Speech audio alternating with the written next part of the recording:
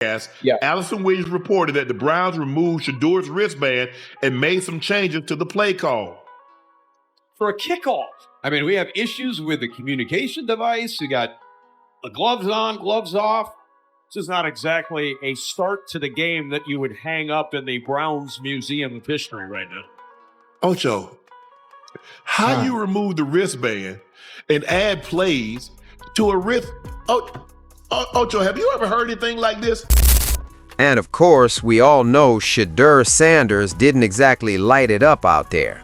It was a rough day, playing in that brutal Chicago weather.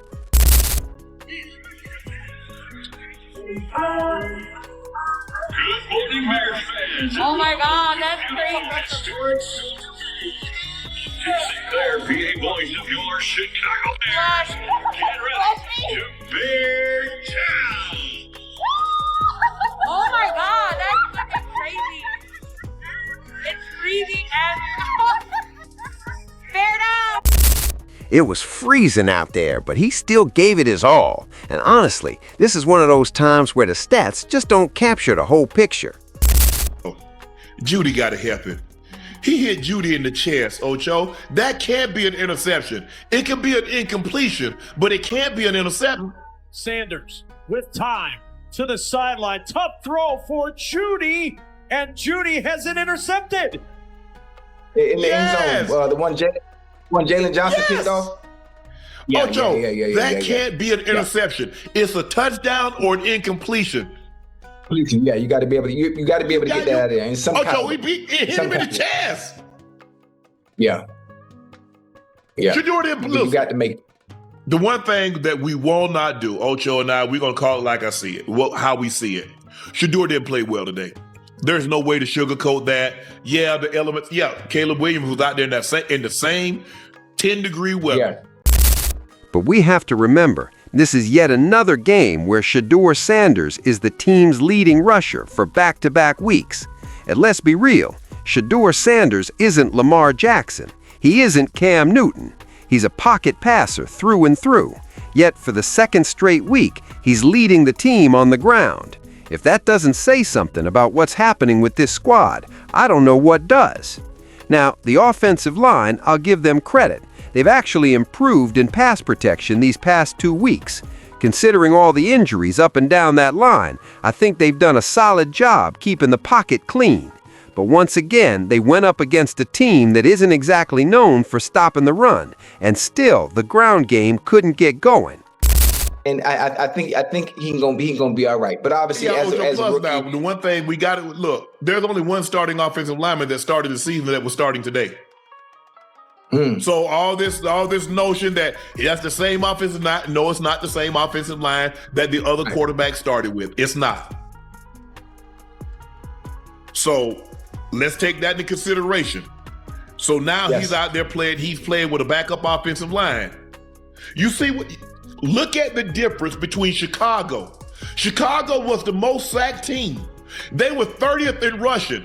Now they're second in rushing. They're second. Only the Broncos have allowed fewer sacks than what the Bears.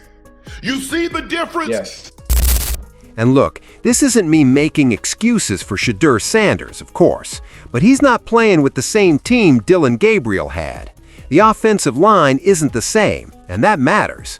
Other than the 2 rookie interceptions he threw, one where he got fooled on a play and another where he just went to fanning too much, they knew exactly where the ball was going. But really, what else could he do? He basically gift-wrapped a touchdown to Jared Jeudy, and instead it turned into an interception for the other team. Of course that's going to make any quarterback press a little. His number 1 target was covered most of the game, Fanning included, yet he was still trying to force it, and that's on him. It's a mistake, sure, but one he'll learn from, especially when you can only trust a handful of receivers on the roster. I don't blame him for pressing at all. Add to that, the defense wasn't stopping anyone. That's supposed to be the team's strength, but it hasn't shown up the past few weeks. So if Shedeur is trying to win the game, he's not out there trying to make himself look flashy. Otherwise, he'd be throwing checkdowns like his predecessor. This is almost like a repeat of Colorado 2.0. No offensive line, no run game, no defense.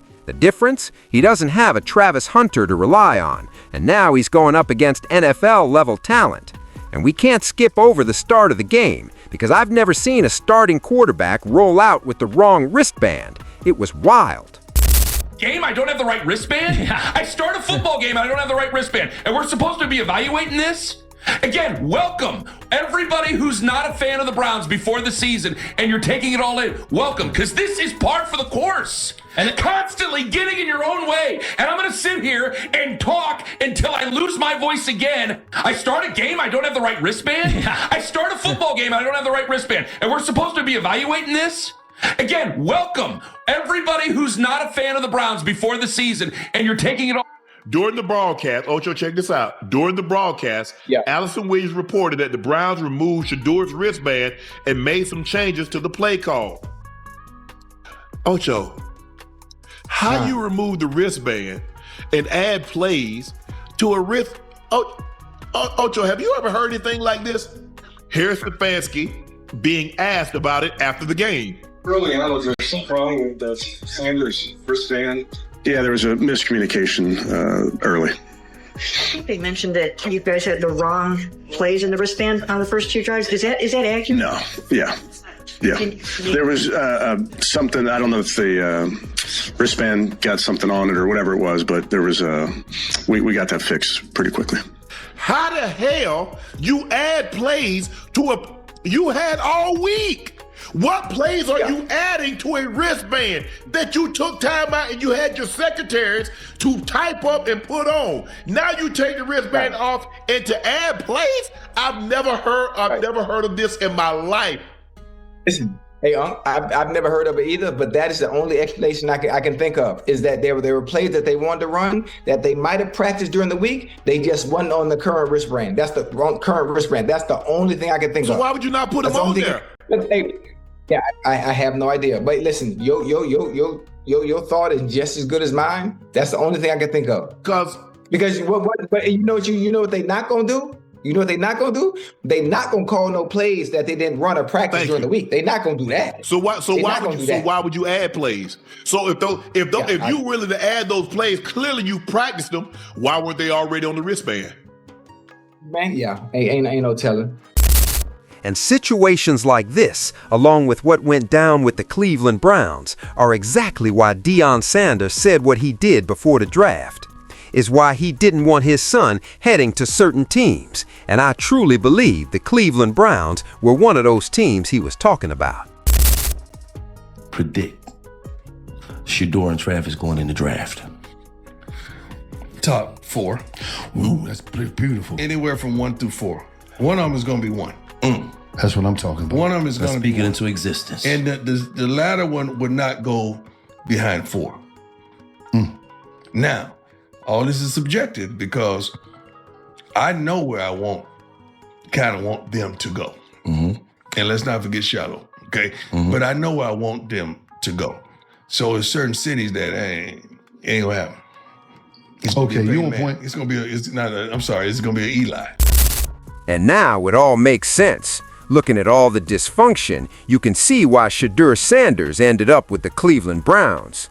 But that's just my take. Those are my thoughts. I'd love to hear what you all think about the game and everything that went down. Drop a comment below. And as always, peace and chaos.